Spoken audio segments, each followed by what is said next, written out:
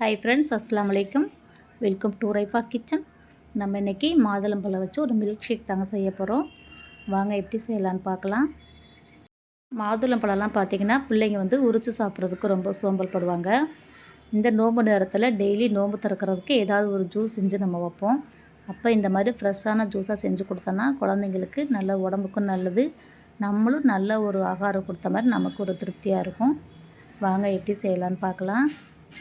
நான் மாதுளம்பழம் பெரிய சைஸாக ஒரு பழம் எடுத்திருக்கேன். இதில் 2 பேர் சாப்பிட்லாம். நீங்கள் சின்ன சைஸ் பழமாக இருந்தால் 2 பழம் எடுத்துக்கோங்க. இப்போ இதை உரிச்சிட்டு ஒரு மிக்ஸி ஜாரில் சேர்த்துக்கலாம். பால் காய்ச்சாத பச்சை பால் தான் நான் சேர்த்துக்க போகிறேன். கடைங்கள்லாம் பார்த்திங்கன்னா மில்க் ஷேக் அப்புறம் ஜூஸுக்கெல்லாம் பார்த்திங்கன்னா காய்ச்சாத பால் தான் சேர்ப்பாங்க. பாலை நல்லா ஃப்ரீசரில் வச்சு நல்லா சில் பண்ணிவிட்டு இதில் சேர்த்துக்கோங்க. நான் ஐஸ் க்யூப் எதுவுமே போடலை, ஏன்னா பாலே சில்லுன்னு இருக்கிறதுனால. சர்க்கரை கம்மியான அளவு சேர்த்துக்கோங்க. எப்போவுமே இந்த மாதிரி பழ ஜூஸ் சேர்க்கும்போது சர்க்கரை கொஞ்சம் கம்மியாக சேர்த்திங்கன்னா தான் பழத்தோட டேஸ்ட் நமக்கு நல்லா தெரியும். இப்போ பாருங்கள், நல்லா இந்த மாதிரி அரைச்சி எடுத்தாச்சு. இந்த நோம்பு நேரத்தில் பார்த்திங்கன்னா நம்ம அதிகமாக மசாலா ஐட்டங்கள் சாப்பிட்ற மாதிரி இருக்கும். ஏன்னா இஃப்தாருக்கு ஏதாவது ஸ்நாக்ஸ் செய்வோம், சகருக்கு ஏதாவது மசாலா ஐட்டங்கள் இஞ்சி பூண்டு அதிகமாக சாப்பிட்றோம் இல்லையா. இதனால இந்த சிலருக்கு ஒத்துக்காத அளவுக்கு வாய் எரிச்சல், தொண்டை எரிச்சல், வயிற்று எரிச்சல்லாம் கொஞ்சம் அதிகமாக ஏற்படுறதுக்கு வாய்ப்பு இருக்கும்.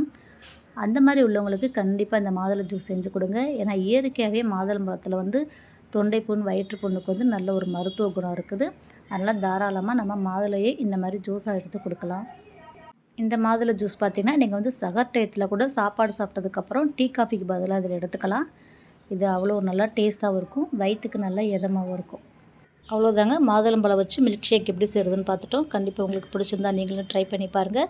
இந்த வீடியோ பிடிச்சிருந்துச்சுன்னா லைக் பண்ணுங்கள், நிறைய ஷேர் பண்ணுங்கள்.